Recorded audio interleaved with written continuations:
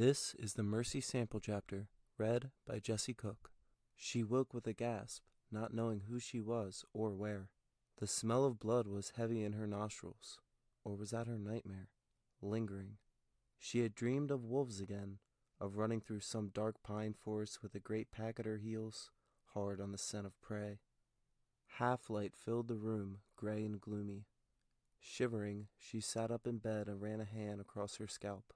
Stubble bristled against her palm. I need to shave before Isambaro sees.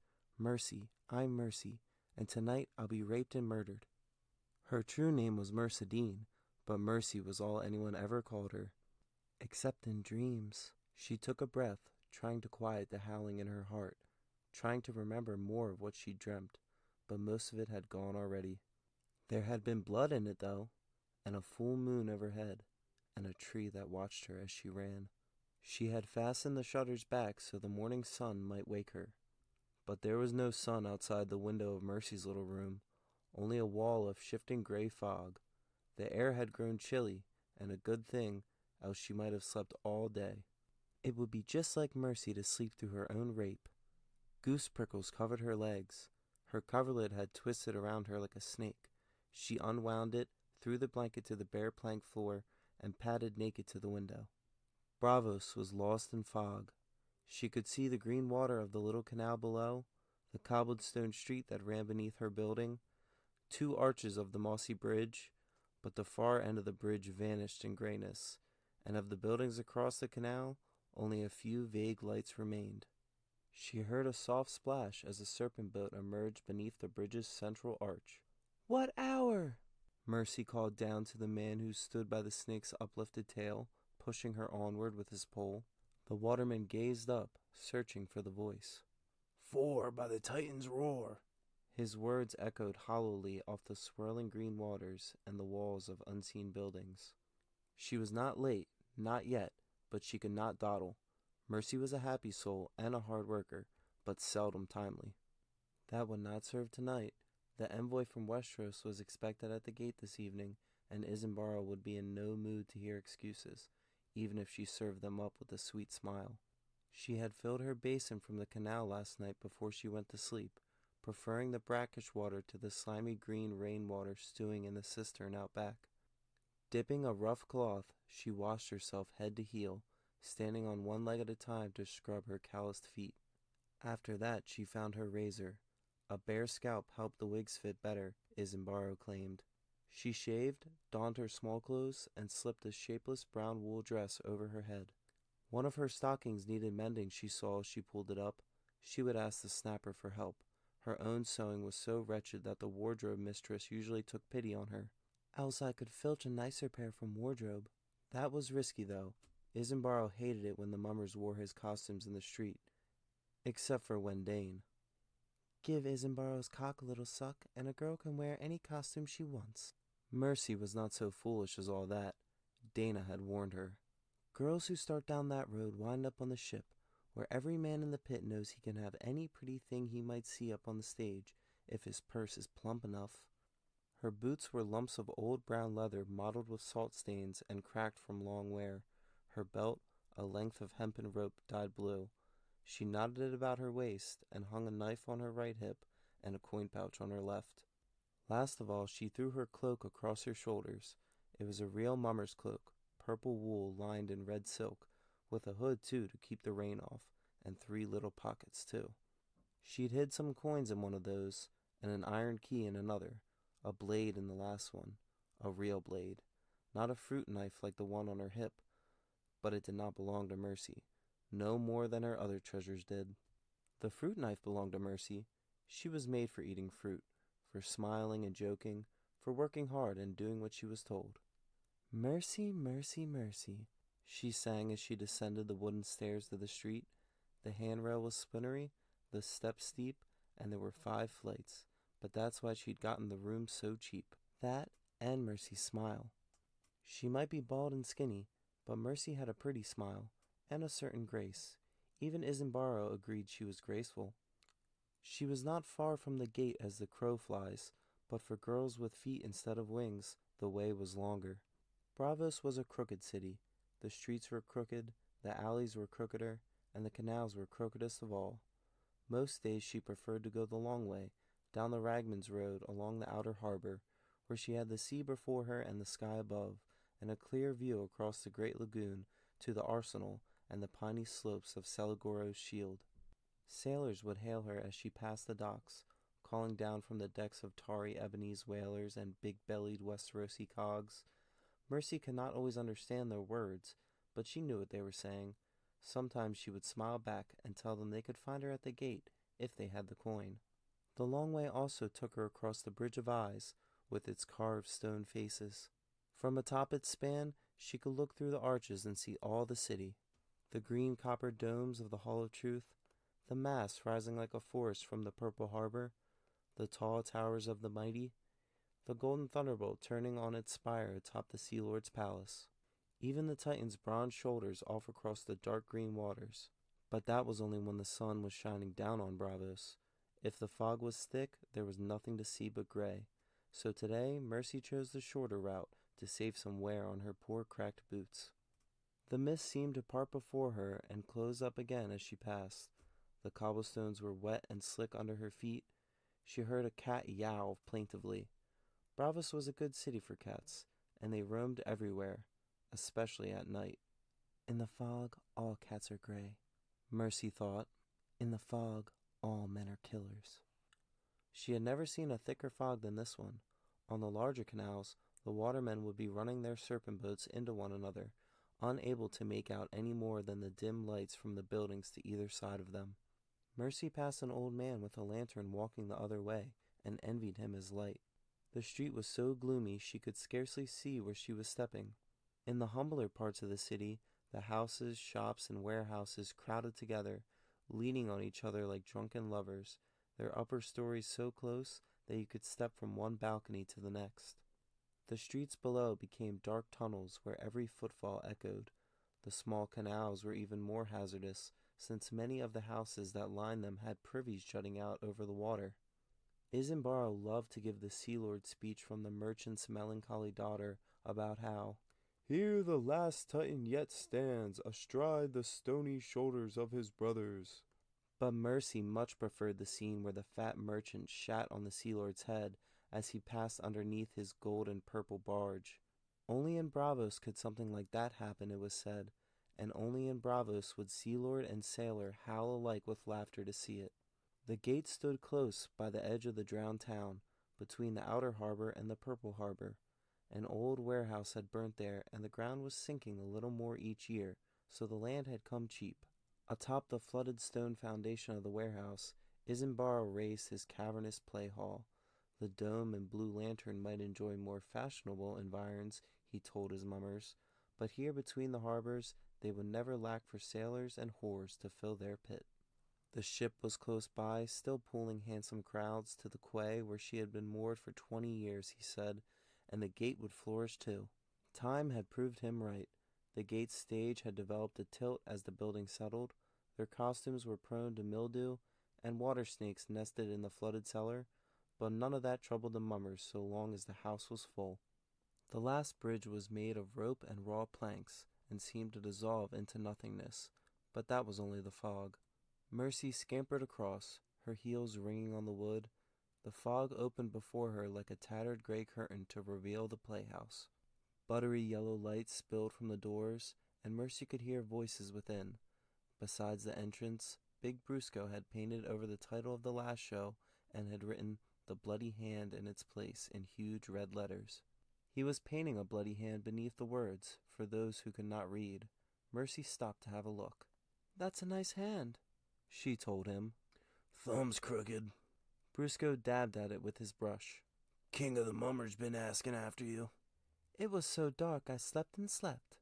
When Isambard had first dubbed himself King of the Mummers, the company had taken a wicked pleasure in it, savoring the outrage of their rivals from the Dome and the Blue Lantern. Of late, though, Isambard had begun to take his title too seriously. "He will only play kings now," Morrow said, rolling his eyes, "and if the play has no king in it, he would sooner not stage it at all." The Bloody Hand offered 2 kings, the fat one and the boy. Isambard would play the fat one. It was not a large part, but he had a fine speech as he lay dying, and a splendid fight with a demonic boar before that. Fario Farrell had written it, and he had the bloodiest quill in all of Bravos. Mercy found the company assembled behind the stage, and slipped in between Dana and the Snapper at the back, hoping her late arrival would go unnoticed. Isambara was telling everyone that he expected the gate to be packed to the rafters this evening, despite the fog. "The King of Westeros is sending his envoy to do homage to the King of the Mummers tonight," he told his troop. "We will not disappoint our fellow monarch." "We?" the Snapper said, who did all the costumes for the mummers. "Is there more than one of him now?" "He's fat enough to count for 2, whispered Bobono.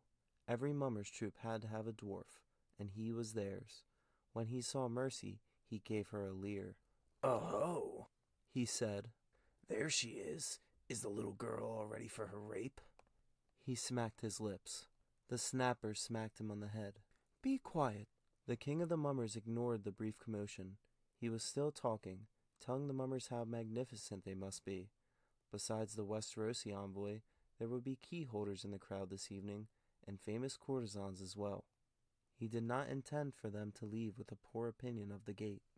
"It shall go ill for any man who fails me," he promised, a threat he borrowed from the speech Prince Garin gives on the eve of battle in Wrath of the Dragon Lords, Fario Farrell's first play.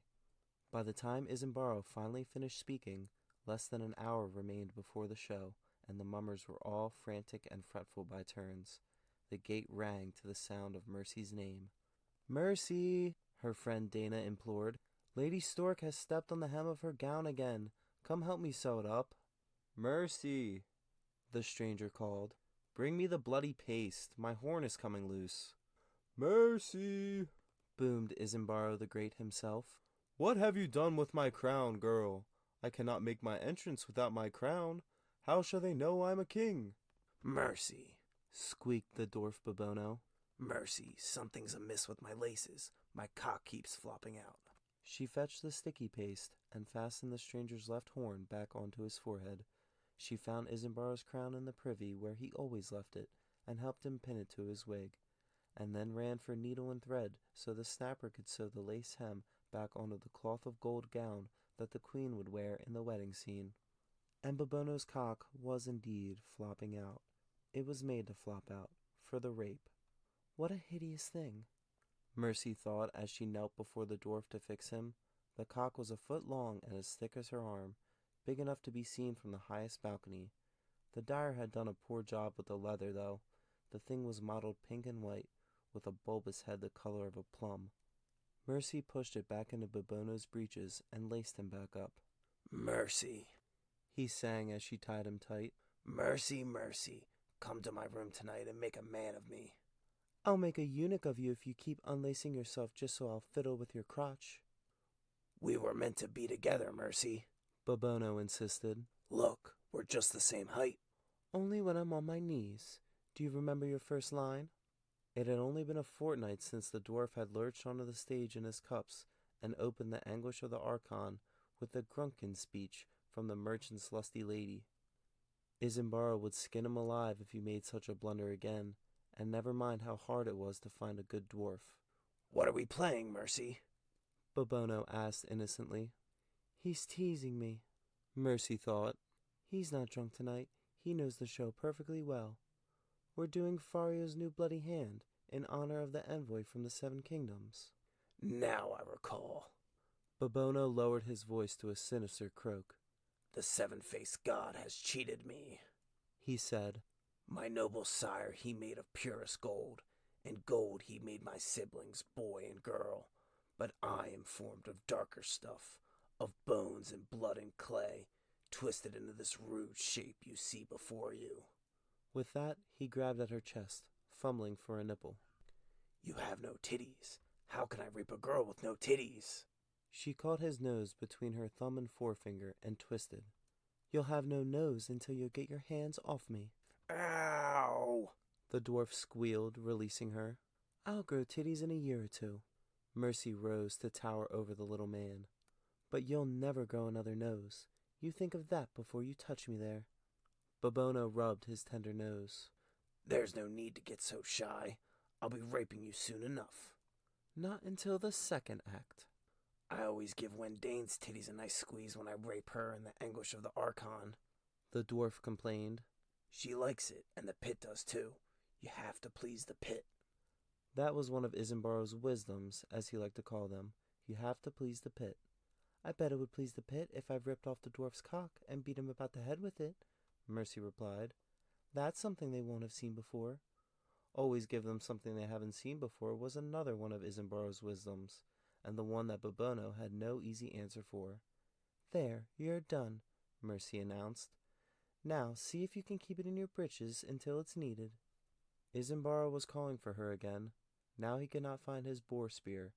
Mercy found it for him, helped Big Briscoe don his boar suit, checked the trick daggers just to make certain no one had replaced them with a real blade. Someone had done that at the Dome once, and a mummer had died. And poured Lady Stork the little nip of wine she liked to have before each play. When all the cries of "Mercy, mercy, mercy" finally died away, she stole a moment for a quick peek out into the house. The pit was as full as ever she'd seen it, and they were enjoying themselves already, joking and jostling, eating and drinking. She saw a peddler selling chunks of cheese, ripping them off the wheel with his fingers whenever he found a buyer. A woman had a bag of wrinkled apples. Skins of wine were being passed from hand to hand. Some girls were selling kisses. One sailor was playing the sea pipes.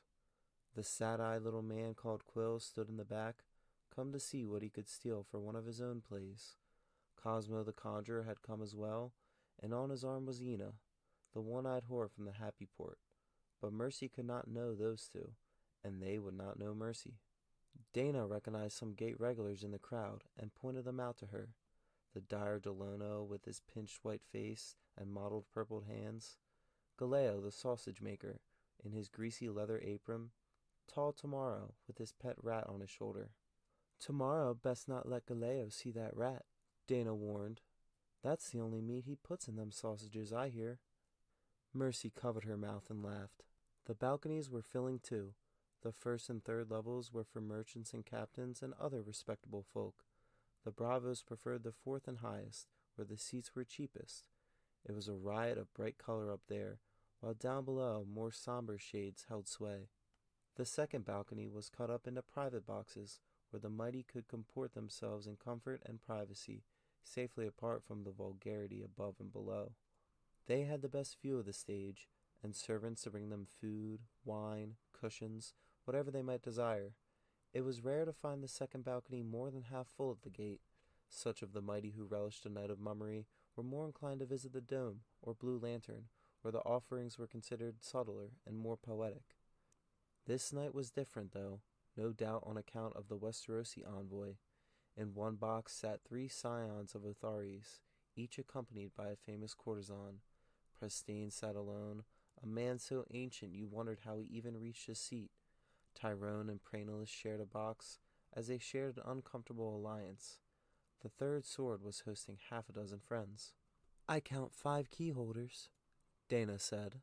Bassaro's so fat you ought to count him twice, Mercy replied, giggling. Isambard had a belly on him, but compared to Bassaro, he was lithe as a willow. The key holder was so big he needed a special seat, thrice the size of a common chair.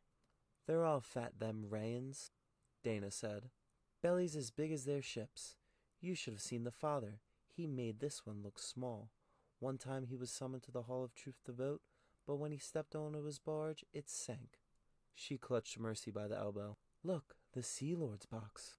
The Sea Lord had never visited the gate, but Isambard named a box for him anyway, the largest and most opulent in the house. That must be the Westerosi envoy. Have you ever seen such clothes on an old man? And look, he's brought the Black Pearl. The envoy was slight and balding, with a funny gray wisp of a beard growing from his chin. His cloak was yellow velvet, and his breeches. His doublet was a blue so bright it almost made Mercy's eyes water. Upon his breast a shield had been embroidered in yellow thread, and on the shield was a proud blue rooster picked out in lapis lazuli. One of his guards helped him to a seat, while the other 2 stood behind him in the back of the box. The woman with him could not have been more than a third his age. She was so lovely that the lamp seemed to burn brighter when she passed. She had dressed in a low-cut gown of pale yellow silk, startling against the light brown of her skin. Her black hair was bound up in a net of spun gold, and a jet and gold necklace brushed against the top of her full breasts. As they watched, she leaned close to the envoy and whispered something in his ear that made him laugh. "They should call her the Brown Pearl," Mercy said to Dana. "She's more brown than black." "The first Black Pearl was black as a pot of ink," said Dana. "She was a pirate queen fathered by a sea lord's son on a princess from the Summer Islands. A dragon king from Westeros took her for his lover." "I would like to see a dragon," Mercy said wistfully. "Why does the envoy have a chicken on his chest?" Dana howled. "Mercy, don't you know anything? It's his sigil. In the Sunset Kingdoms, all the lords have sigils. Some have flowers, some have fish, some have bears and elks and other things. See, the envoy's guards are wearing lions." It was true. There were 4 guards, big, hard-looking men in ringmail, with heavy Westerosi longswords sheathed at their hips. Their crimson cloaks were bordered in whorls of gold, and golden lions with red garnet eyes clasped each cloak at the shoulder. When Mercy glanced at the faces beneath the gilded lion-crested helms, her belly gave a quiver. "The gods have given me a gift." Her fingers clutched hard at Dana's arm. "That guard, the one on the end, behind the Black Pearl." "What of him? Do you know him?" "No." Mercy had been born and bred in Braavos. How could she know some Westerosi? She had to think a moment. "It's only, well, he's fair to look on, don't you think?" He was, in a rough-hewn way, though his eyes were hard. Dana shrugged. "He's very old. Not so old as the other ones, but he could be 30. And Westerosi, they're terrible savages, Mercy. Best stay well away from his sort." "Stay away?" Mercy giggled. She was a giggly sort of girl, Mercy was. "No, I've got to get closer." She gave Dana a squeeze and said, "If the snapper comes looking for me, tell her I went off to read my lines again." She only had a few, and most were just, "Oh, no, no, no," and "Don't, oh, don't touch me," and "Please, my lord, I'm still a maiden." But this was the first time Isambard had given her any lines at all, so it was only to be expected that poor Mercy would want to get them right. The envoy from the 7 Kingdoms had taken 2 of his guards into the box to stand behind him and the Black Pearl, but the other 2 had been posted just outside the door to make certain he was not disturbed. They were talking quietly in the common tongue of Westeros as she slipped up silently behind them in the darkened passage. That was not a language Mercy knew. "7 hells, this place is damp," she heard her guard complain. "I'm chilled to the bones. Where are the bloody orange trees? I always heard there were orange trees in the free cities. Lemons and limes, pomegranates, hot peppers, warm nights, girls with bare bellies. Where are the bare-bellied girls, I ask you?" "Down in Lys and Mere and Old Volantis," the other guard replied. He was an older man, big-bellied and grizzled. "I went to Lys with Lord Tywin once when he was hand to Aerys. Braavos is north of King's Landing, fool. Can't you read a bloody map?" "How long do you think we'll be here?" "Longer than you'd like," the old man replied. "If he goes back without the gold, the queen will have his head. Besides, I'd seen that wife of his. There's steps in Casterly Rock she can't go down for fear she'd get stuck. That's how fat she is. Who'd go back to that when he has his sooty queen?" The handsome guardsman grinned. "Don't suppose he'll share us with us afterward." "What are you, mad? You think he notices the likes of us? Bloody bugger don't even get our names right half the time. Maybe it was different with Clegane." "Sir wasn't one for mummer shows or fancy whores. When Sir wanted a woman, he took one, but sometimes he let us have her after. I wouldn't mind having a taste of that Black Pearl. You think she's pink between her legs?" Mercy wanted to hear more, but there was no time. The bloody hand was about to start, and the snapper would be looking for her to help with costumes. Isambard might be the king of the mummers, but the snapper was the one they all feared. Time enough for her pretty guardsman later. The bloody hand opened in a lich yard. When the dwarf appeared suddenly from behind a wooden tombstone, the crowd began to hiss and curse. Bobona waddled to the front of the stage and leered at them. "The 7-faced god has cheated me," he began, snarling the words. My noble sire he made of purest gold, and gold he made my siblings, boy and girl.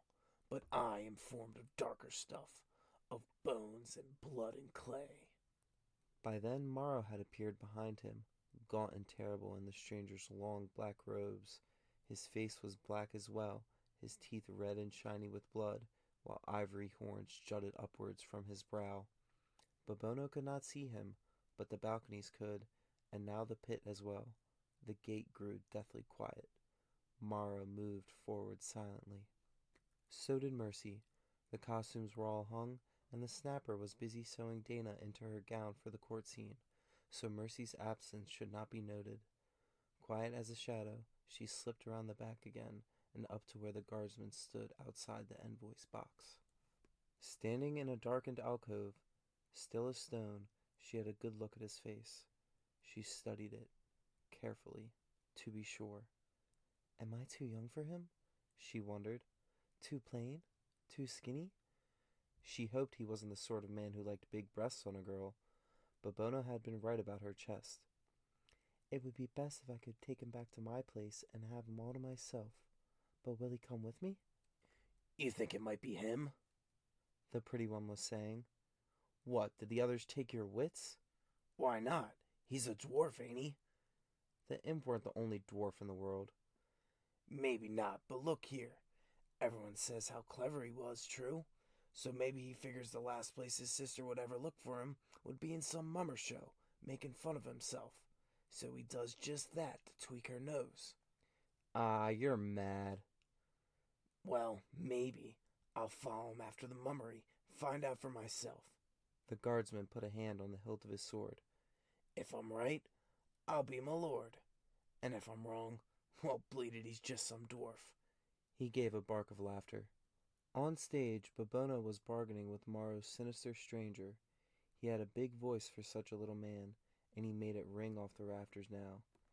Give me the cup, he told the stranger, for I shall drink deep, and if it tastes of gold and lion's blood, so much the better. As I cannot be the hero, let me be the monster, and lessen them in fear in place of love. Mercy mouthed the last lines along with him. They were better lines than hers, and apt besides. He'll want me or he won't, she thought, so let the play begin. She said a silent prayer to the god of many faces, slipped out of her alcove, and flounced up to the guardsman. Mercy, mercy, mercy. My lords, she said. Do you speak Braavosi? Oh, please tell me you do. The two guardsmen exchanged a look. What's this thing going on about? The older one asked. Who is she? One of the mummers, said the pretty one. He pushed his fair hair back off his brow and smiled at her. Sorry, sweetling, we don't speak your gibble-gabble. Fuss and feathers, Mercy thought. They only know the common tongue. That was no good. Give it up or go ahead. She could not give it up. She wanted him so bad. I know your tongue a little, she lied, with Mercy's sweetest smile. You are lords of Westeros, my friend says. The old one laughed. Lords? Aye, that's us. Mercy looked down at her feet so shy. Isambaro said to please the lords, she whispered. If there's anything you want, anything at all. The two guardsmen exchanged a look. Then the handsome one reached out and touched her breast. Anything? You're disgusting, said the older man. Why? If this Isambaro wants to be hospitable, it would be rude to refuse. He gave her nipple a tweak through the fabric of her dress, just the way the dwarf had done when she was fixing his cock.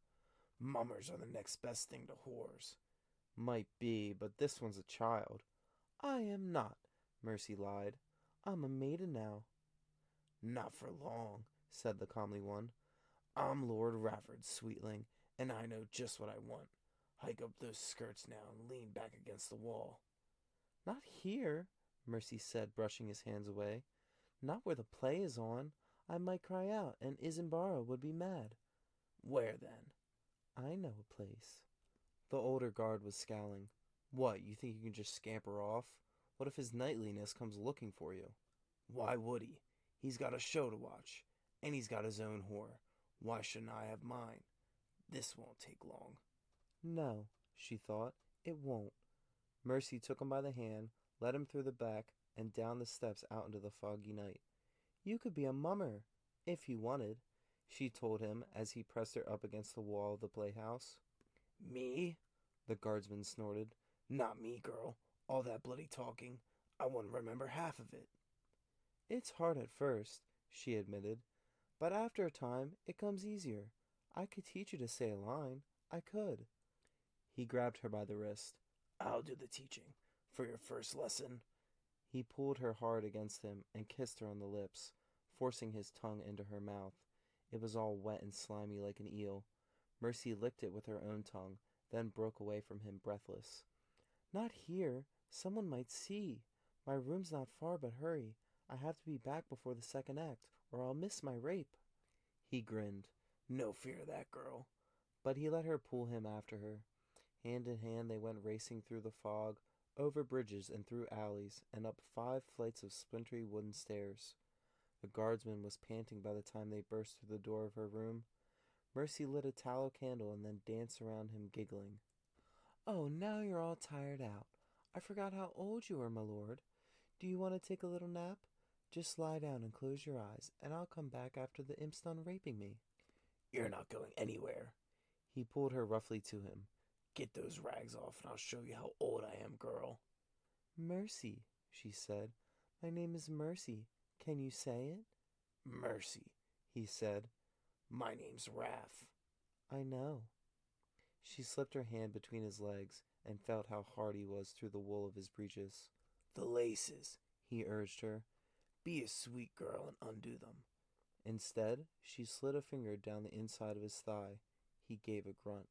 Damn, be careful there, you. Mercy gave a gasp and stepped away, her face confused and frightened.